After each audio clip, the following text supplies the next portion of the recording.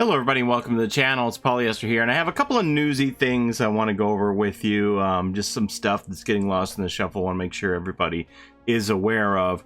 With this Stranger Things chapter coming out, at the very bottom of the patch notes, they did make note that there was going to be some changes to this. There's going to be a buff to the Demogorgon, so we're going to go over that right now. If you go to the Dead by Daylight forums, at the very bottom of the patch notes, it says content from the upcoming hotfix patch 3.2.1. These changes are not live yet. For balance, the Demogorgon will now break pallets with a pounce attack by default, and the perk Surge now grants the destruction scoring event for each affected generator, and the perk Second Wind will now display the progress towards activating the perk. So first of all, Second Wind is going to show you how much healing you have done towards getting your perk activated. The Demogorgon breaking pallets with a pounce attack by default. Previously, it had been an ultra rare add-on that you needed to put on to the Demogorgon's ability to be able to break the pallets with a pounce. And since they're going to make it so the Demogorgon can shred pallets by default, they need to change the ultra rare add-on to something else. So this red moss is being changed in the hotfix so that it will tremendously increase the teleportation cooldown and tremendously increase the it will extend the undetectable mode when coming out of a portal. So you're going to recharge your power faster, and you're going to have a longer amount of time when you emerge from a portal with no terror radius. Some people, there is some debate about whether or not this ability to break the pallets by default is a good change or not. We'll have to wait and see. Some people think that it's going to make the Demogorgon too strong. I don't really know. I know that that's a pretty terrifying add-on when they run it, so if every Demogorgon can do it by default, it could be very terrifying. But I think a lot of people are looking forward to having another strong killer up near the top. Whether this is going to do it or not, we'll have to wait and see. If it's going to make it too powerful, who knows. I know that other people believe that you should be able to recycle portals, and I also feel that way. When the survivors destroy one of your portals, you get it back, but if they never touch any of your portals and you've placed them all, you don't get any more, so you're just kind of stuck with the portals wherever they are. And I kind of wish that the Demogorgon could recycle them and put down a new portal if they find that where the portals are now isn't working for them. I think you should have that ability to recycle through them and eliminate the first portal that you put down once you reach the end of your limit. But we'll wait and see what happens, how these changes are going to work out for the Demogorgon. So the other bit of news I have is that they created a question and answer thread on the official Dead by Daylight forums for people to come in and ask their questions about the chapter, and they'll answer them. This is going to be a thread that's going to grow as people ask more questions and their answer, but let's just go over them and see what's there right now. So we head on over to the Dead by Daylight forums. It says Stranger Things 3.2.0, another update, another Q&A. As always, if you have any questions about the new chapter or any other change in the update, feel free to ask below. We'll take some of the best questions and get them answered as soon as possible. Rules are one question per person. Please keep your questions on topic, and please check if your question has already been asked first. Only questions are allowed. Non-questions posts will be removed. Questions about balance will not be answered. It's been under a day since release, and we don't want to make any knee-jerk reactions. So let's see, this list will grow over time. Question: when will stealth killers gain the undetectable status effect? We'll be rolling out the undetectable status effect to the other killers and perks in the following updates. We aren't able to give an ETA on this just yet. Question: if a survivor is affected by the Oblivious status effect, will they be able to use perks that only function in the terror radius, like for example borrowed time, diversion, and stakeout? No, they will not. For all intents and purposes, Oblivious means that anything with the terror radius stipulation will not work. Can you buy Nancy, Steve, or the Demogorgon with shards?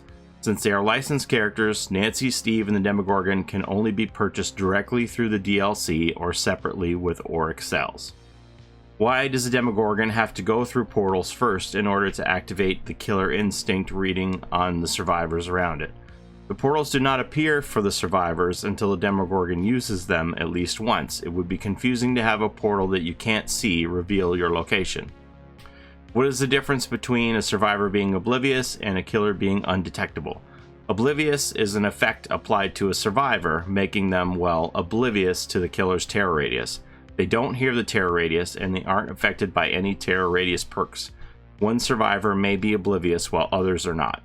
Undetectable, on the other hand, applies to the killer. It removes their terror radius, their red stain, their stinger sound, and prevents their aura from being red. Where did the pre-lobby chat and switch roles buttons go? Are they coming back? With the 3.2.0 update, the lobby flow has changed, allowing us to automatically regroup survivors after a match and seamlessly go from playing solo to playing with friends. As a side effect, the switch roles button that would previously appear when playing alone and the pre-lobby chat that would appear in Survive with Friends no longer exist. These are components that would need to be updated to work with the new lobby system. For example, prevent someone from switching roles when playing with another person. The pre-lobby chat should be returning soon. We recognize that it is an important detail when playing with friends without voice chat. The switch roles button may return down the line, but we can't guarantee that it will be returning just yet. What exactly is the advantage or buff of adding Oblivious to sleeping survivors with the Nightmare? This change is not aimed to be a buff to the Nightmare. Survivors already would not hear the terror radius, but the Oblivious status effect was added for consistency. This has certain advantages and disadvantages. A perk like Coulrophobia will not work on a sleeping survivor. However, a perk like Borrowed Time also will not activate if the rescuer is asleep.